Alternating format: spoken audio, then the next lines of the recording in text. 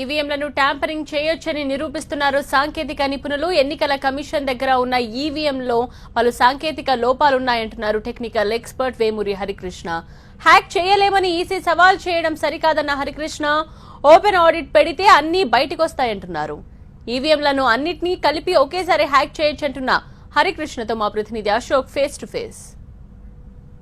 దేశవ్యాప్తంగా ఇప్పుడు ఈవీఎంల ట్యాంపరింగ్కు సంబంధించి ప్రధానంగా చర్చ జరుగుతోంది. చాలా రాష్ట్రాల పార్టీలకు సంబంధించిన ప్రజాప్రతినిధులంతా కూడా ఈవీఎంలు ఎత్తేసి మళ్ళీ తిరిగి బ్యాలెట్ పద్ధతినే పెట్టాలని డిమాండ్ చేస్తున్న పరిస్థితి కనపడుతోంది. ఈ నేపథ్యంలో అసలు ఈవీఎంలు ట్యాంపరింగ్ చేయడం ఎంతవరకు సాధ్యమన్న దాని మీద మనతో మాట్లాడటానికి టెక్నికల్ ఎక్స్పర్ట్ వేమూరి హరిప్రసాద్ ఉన్నారు. మీరు గతంలో కూడా ఈవీఎంను హ్యాక్ చేసి చూపించారు. ఒక విధంగా చెప్పాలంటే మీరు కూడా ఈవీఎం హ్యాకరే అనుకోవాల్సి ఉంటుంది. ఎలా సాధ్యం ఈవీఎంను హ్యాక్ చేయటం అనేది? ఈవీఎం హ్యాక్ చేయటం పెద్ద గొప్ప విషయం కాదండి, అది కాదు చూడాల్సింది. యాక్చువల్గా ఎలక్షన్ కమిషన్ నాకు చెక్స్ అండ్ బ్యాలెన్సెస్ అన్నీ ఉన్నాయి, అందుకని మేము చాలా ఫుల్ ప్రూఫ్గా మెయింటైన్ చేస్తున్నాము అని చెప్తున్నారు. యాక్చువల్గా ఇప్పుడు ఎలక్షన్ కమిషన్ చెప్తుంది ఏంటంటే ఎవరన్నా వచ్చి మళ్ళీ హ్యాక్ చేయండి అని. 6 ఏళ్ల క్రితం జరిగిందే మళ్ళీ రిపీట్ చేస్తున్నారు. That is the biggest mistake what they doing. ఆ ఛాలెంజ్ అవన్నీ చేసే బదులు ఒక ఓపెన్ సెక్యూరిటీ ఆడిట్ కోసం పిలవటం, ఫ్రెండ్లీ హ్యాకథాన్ అంటే ఈ మిషన్స్ని దీంట్లో ఉన్న వల్నరబుల్ పాయింట్స్ని చూపించడం అనేది అడిగితే బాగుంటుంది. టెక్నికల్ వాళ్ళని పట్టుకుని ఛాలెంజ్ చేస్తే జనరల్గా ఇది ఎలక్ట్రానిక్ డివైస్, దీన్ని హ్యాక్ చేయడం పెద్ద గొప్ప విషయం కాదు. మళ్ళీ ఎవరో ఒకళ్ళు వచ్చి హ్యాక్ చేస్తారు. అప్పుడు మేము చూపించిన దాన్ని అంతెందుకు 6 ఏళ్ల క్రితం 4 గోడల మధ్య వాళ్ళ కెమెరాల్లోని ఏం చిత్రీకరించారో వాళ్ళని ఓపెన్ చేసి చూపించమనండి, దాన్ని బట్టే తెలిసిపోతుంది. ఇట్లా ఛాలెంజ్ చేయడం పద్ధతి కాదు. దాని బదులు నేను అన్నట్టు ఓపెన్ సెక్యూరిటీ ఆడిట్ పెట్టమనండి, ఒక హ్యాకథాన్ పెట్టమనండి, ఓ ప్రైజ్ డిక్లేర్ చేయమనండి. మన దగ్గర ఉన్న టెక్నికల్ వాళ్ళు తక్కువ వాళ్ళు ఏం లేరు, వాళ్ళందరూ చూపిస్తారు. ఆ ఏ పాయింట్స్ వాళ్ళు చూపించారో వాటిని సీల్ చేయటం మొదలెట్టాలి. అలా చేయకుండా ఛాలెంజ్ చేయటం ఇవన్నీ అది కరెక్ట్ పద్ధతి కాదు. ఒక ఈవీఎంను మీరు తీసుకొచ్చి పర్టికులర్గా అందరి ముందు హ్యాక్ చేసి చూపించగలిగారు. కానీ ఇప్పుడు దేశంలో చూస్తే ఎలక్షన్ కమిషన్ దగ్గర కొన్ని కోట్ల ఈవీఎంలు ఉన్నాయి. మీరు ఫిజికల్గా ఒక ఈవీఎంను తీసుకొచ్చి దాన్ని హ్యాక్ చేశారు. అట్లా కొన్ని కోట్ల ఈవీఎంలను ఫిజికల్గా తీసుకొచ్చి హ్యాక్ చేయాల్సి ఉంటుంది తప్ప ఎట్ ఏ టైం అన్ని ఈవీఎంలని టెక్నికల్గా హ్యాక్ చేయడం సాధ్యమేనా? హ్యాకింగ్ చేయటం అనేది ఒక ఈవీఎం చేశారా 1000 ఈవీఎం చేశారా అనే తర్వాత సంగతి. అసలు అవి వల్నరబులా కాదా అనేది చూసుకోవాలి. చెయ్యాలి అనుకుంటే ఇప్పుడు ఎలక్షన్ కమిషన్ మొత్తం కంట్రోల్ ఉండవు, ఆ లోకల్ అడ్మినిస్ట్రేషన్ కంట్రోల్ ఉంటుంది. లోకల్ అడ్మినిస్ట్రేషన్ ఈజీగా ఒక పొలిటీషియన్ ఇన్ఫ్లుయెన్స్ చేయగలడు.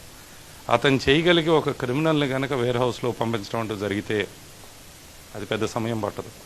ఇప్పటికిప్పుడు మొన్న ఉత్తరప్రదేశ్లో ఎన్నికల్లో వాడిన ఈవీఎంలు కావచ్చు, లేకపోతే ఉత్తరాఖండ్ ఎన్నికల్లో వాడిన ఈవీఎంలు కావచ్చు, లేకపోతే 2014 ఆంధ్రప్రదేశ్ ఎన్నికల్లో వినియోగించిన ఈవీఎంలు కావచ్చు, అందులో ఉన్న ఒక 10 లేకపోతే 100 ఈవీఎంలో తీసుకొచ్చి మీకు అప్పచెప్తే ఇప్పటికిప్పుడు మీరు అన్నట్టుగా బహిరంగంగా వాటిని హ్యాక్ చేయగలరా మీరు? అంటే మన ఉపయోగం హ్యాక్ చేసి చూపించడం కాదు, వీటిని ఎట్లా సెక్యూర్ చేయాలనేది చూడాలి కదా. డెఫినెట్గా హ్యాక్ చేయొచ్చు, కానీ ఇది ఫుల్ ప్రూఫ్ ఎలా చేయాలి అనేది మనం ఇదవ్వాలంటే ఎలక్షన్ కమిషన్ లాంటి అత్యున్నత స్థానంలో ఉన్న ఒక సంస్థను మనం బ్లేమ్ చేసే బదులు దాన్ని స్ట్రెంగ్థెన్ చేయడం కోసం ఏం చేయగలము అనేది చూద్దాం. వాళ్ళు ఫ్రెండ్లీగా రమ్మనండి, ఫ్రెండ్లీగా హ్యాకథాన్ పెట్టమనండి, చేసి చూపించవచ్చు, కానీ ఈ ఛాలెంజ్ చేయడం తప్పు. ఈ లోకల్గా ఉన్న క్రిమినల్స్ని తట్టుకోవటం అంత తేలిక కాదు. ఇంతమంది పోలీస్ వ్యవస్థ ఉండి కూడా దొంగతనాలు జరుగుతున్నాయి. ఎందుకు? దొంగ అనేవాడు ఎప్పుడు ఎక్కడెక్కడ లూప్ హోల్ ఉందా అని ఎతుకుతూ ఉంటాడు. మనం చూడాల్సింది అదే, ఎన్ని లూప్ హోల్స్ ఉన్నాయి దీంట్లో. వీళ్ళు ఏదైతే చెక్ పాయింట్స్ అని చెప్తున్నారో, ఏది మల్టిపుల్ చెక్ పాయింట్స్ ఉన్నాయని చెప్తున్నారో, ఆ చెక్ పాయింట్స్నే ఓపెన్ చేద్దాం. ఓపెన్ చేసి దాచిపెట్టుకుని ఉంచాల్సిన పని లేదు. ఇదిగో మా ఇన్ని సెక్యూరిటీ మెజర్స్ ఉన్నాయి, వీటిని బ్రేక్ చేయండి అనండి. ఫ్రెండ్లీగా హ్యాకథాన్ పిలవండి. అప్పుడు యాక్చువల్గా క్రౌడ్ సోర్సింగ్ అవుతుంది. సెక్యూరిటీని బలపరచడం కోసం మన దగ్గర ఉన్న టెక్నికల్ స్ట్రెంగ్త్ని వాడుకుని ఈ ఉన్న ఈవీఎంస్ని స్ట్రెంగ్థెన్ చేయొచ్చు. We will become the role model of the country. అది కూడా వీటికి వీవీప్యాట్ పెట్టమన్నాం మనం. ఆ రోజు పోరాడింది కూడా ఏంటంటే voter verifiable paper audit trial.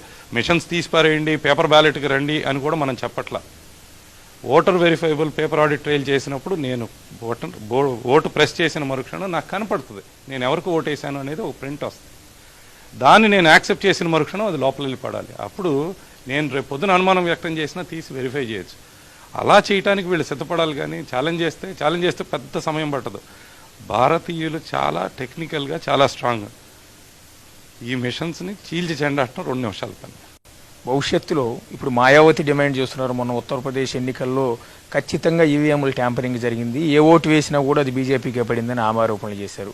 అంతకుముందు కేజ్రీవాల్ ఆరోపణలు చేస్తున్నారు.